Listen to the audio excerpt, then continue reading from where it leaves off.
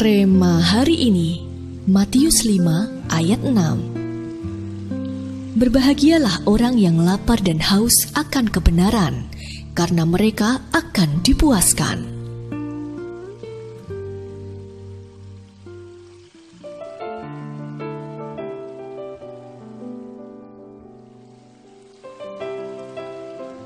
Seringkali Pastor Obaja memberikan analogi tentang momen Pentakosta seperti musim hujan dengan intensitas yang tinggi. Bagi orang yang hanya membangun suatu kolam penampungan yang kecil, maka ia hanya akan memiliki persediaan air sejumlah volume kolam tersebut. Namun saat sebuah waduk dibangun, maka sejumlah besar air dapat ditampung dan dijadikan sumber mata air untuk kehidupan warga di sekitarnya. Itulah yang dialami murid-murid Yesus sesaat setelah Yesus naik ke surga. Dengan hati lapar dan haus yang besar, mereka menanti-nantikan janji Tuhan di loteng Yerusalem. Pada hari yang ke-10, Roh Kudus turun atas murid-murid Yesus berupa lidah api dan menyambar siapapun yang ada di ruangan itu. Mereka semua menerima karunia bahasa roh. Saat itu juga bangkit dengan keberanian. Oleh kuasa Roh Kudus, ia menyampaikan firman Tuhan dan 3.000 orang diselamatkan. Saat kita memasuki momen Pentakosta ini, mari kita buka hati lebar-lebar dan miliki kehausan yang besar untuk menerima kepenuhan Roh Kudus. Percayalah, kuasa Roh Kudus tidak bisa dibatasi jarak, ruang, dan waktu.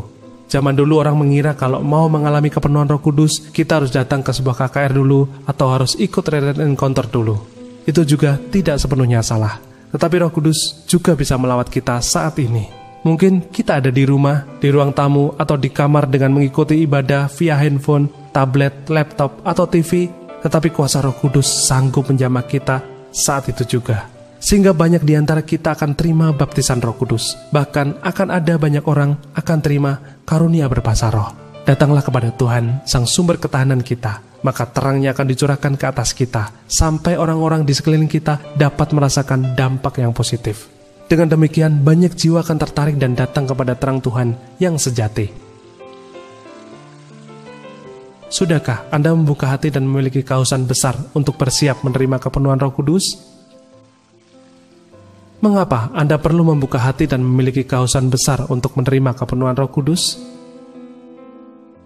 Bagaimana Anda dapat menyingkirkan penghalang dalam usaha Anda untuk memiliki kehausan besar untuk menerima kepenuhan Roh Kudus?